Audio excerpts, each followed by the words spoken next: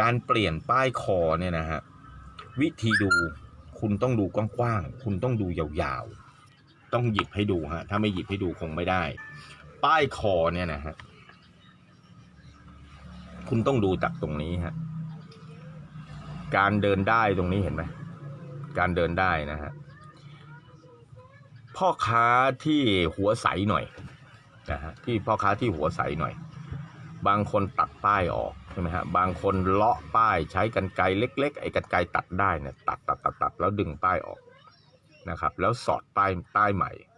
สอดป้ายเข้าไปใต้หมอนเหมือนบริษัททำแล้วเย็บอันดับแรกถ้าพ่อค้าคนนั้นช่วยมันก็จะเกิดเส้นได้เย็บ2เส้นถูกไหมฮะมันจะเกิดเส้นได้เนี่ยเย็บ2เส้นนะครับแต่ถ้าไม่ช่วยแล้วละเอียดนะฮะเขาจะเลาะทั้งเส้นนี้ออกเลยเขาจะเลาะทั้งเส้นออกเลยเขาจะเลาะทั้งหมดเลยนะฮะเลาะเส้นได้ด้านล่างเนี่ยเลาะทั้งหมดเลยแล้วหาได้ที่มันสีเดียวกันกับสีเส้นบนนะครับแล้วมาทำการเย็บใหม่ตรงนี้แหละเนียนมากตรงนี้แหละเนียนมาก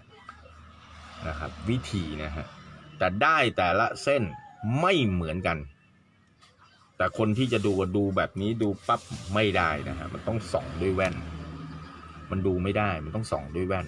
ทีนี้เราจะไปซื้อเสื้อสักตัวเราจะเอาแว่นส่องผ้าไปส่องได้มันก็จะดูทุเรศเป็นใช่ไหมมันจะดูทุเรศแต่มันเป็นวิธีที่ถูกต้องนะครับสำหรับการซื้อเสื้อนะเราต้องสังเกตสำหรับการเล่นได้เนี่ยคุณก็ต้องดูว่าได้เนี่ยมันเดินกันยังไงคุณก็ต้องดูนะฮะว่าได้มันเดินกันยังไงนะครับแล้วความเงาของได้เนี่ยมันแตกต่างกันได้ที่มีส่วนผสมของโพลีเอสเตอร์นะครับมันจะเงาถูกไหมฮะแต่ถ้ามันผ่านการเวลามาหลาย10 ปีเนี่ยความเงาความงามของมันความใหม่สดของมันเนี่ยจะหายไปแต่ได้ที่เย็บเข้ามาใหม่เนี่ยมันเป็นได้ใหม่นะครับเพราะฉะนั้นความเงาของเส้นได้ไม่เหมือนกันนะฮะอันนี้คือวิธีการดูนะฮะวิธีการดูแต่จริงๆแล้วนะฮะถามว่าถ้าเราหยิบมาดูแล้วเราดูห่างๆแบบนี้เราไม่ต้องไปส่องแว่นเราดูความเงาของได้เนี่ยบิดไปบิดมาดูความเงาของได้ว่ามันสะท้อนแตกต่างกันแค่ไหนไหมอันนี้เป็นวิธีการดูที่แบบเอาแบบหยาบๆดูแบบหยาบๆนะฮะแล้วก็ดูเนี่ยเราก็ดูเรื่อยๆไม่ต้องไปบอกใครไม่ต้องเอาแว่นส่องผ้ามาส่องบางทีมันก็โอ้โหบางทีมันก็จะเวอร์ไปบางทีมันก็จะเยอะไปนะฮะอันนี้ก็คือวิธีการดูนะครับว่า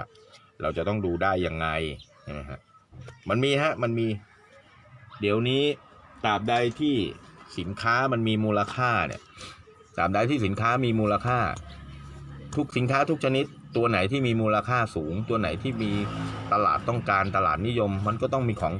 องทำเทียมเรียนแบบกันเป็นเรื่องปกตินะครับแล้วในฐานะผู้จับผิดเราก็จะต้องพยายามพัฒนาสมองเราพัฒนาความรู้เราถ้ามีอะไรติดใจนิดนึงว่าใช่หรือไม่วะ